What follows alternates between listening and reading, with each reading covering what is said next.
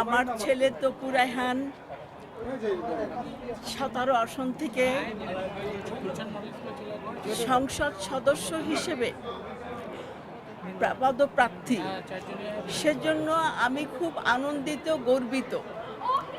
আমার ছেলে ইলেকশন করছে, এটা আমার কাছে বিশাল ব্যাপার, খুব বড় ব্যাপার। আমি এখানে এসেছি, আমার খুবই ভালো লাগছে।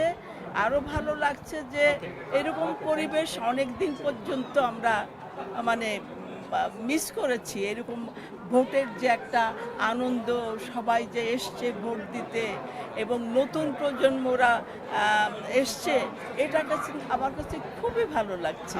দেখুন, প্রত্যেকটি কাজে হার জিত থাকে। আমার ছেলে কটা ভোট পেলো কি পেলো না, জিতলো বা হারলো, সেটা বড় কথা নয়।